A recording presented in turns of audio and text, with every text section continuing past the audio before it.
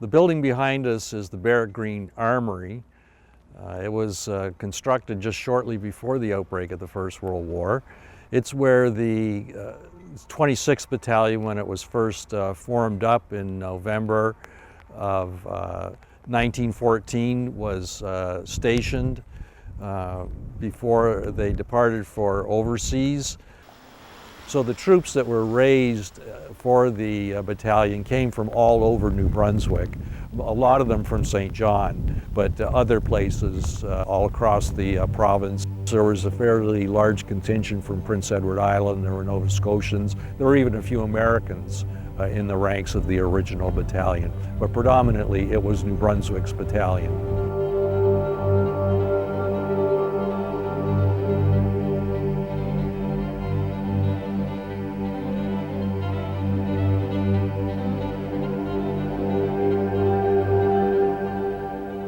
So they spent the first 6 months organizing, training, preparing to depart for Fort Britain for additional training. So the troops would have been recruited here, would have joined up here at the Armory. They also lived here during that time. Yeah, Lieutenant Harry Ferguson was one of the originals. He was from Campbellton, New Brunswick. He was, even though he was only 25 years old when he joined up, he was still a relatively accomplished young man. He and his brother owned a men's clothing store in Campbellton. Saturday, June 12, 1915.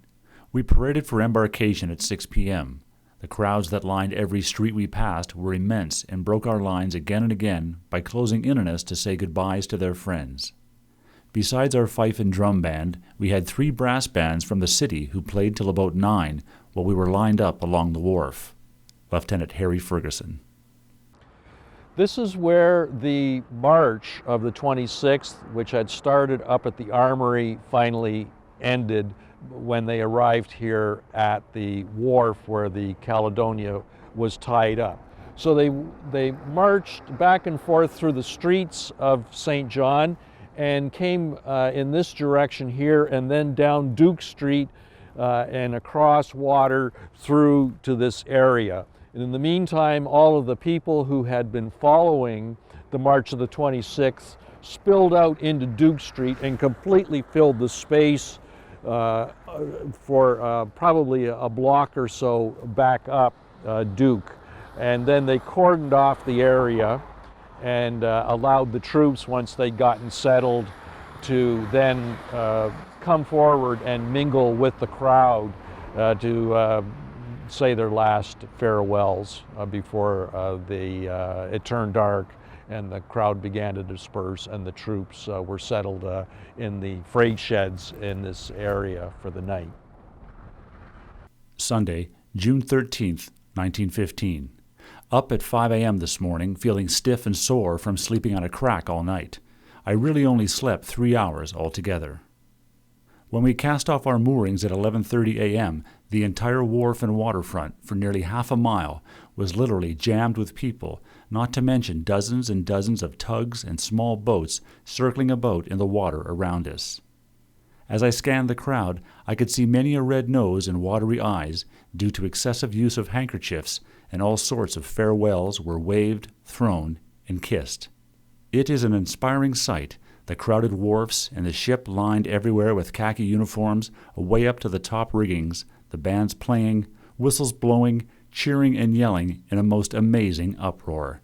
The boats about us followed us out until our speed left them behind. Lieutenant Harry Ferguson. This is the monument that was put up to commemorate the departure of the 26th on board the Caledonia on June 13th, 1915.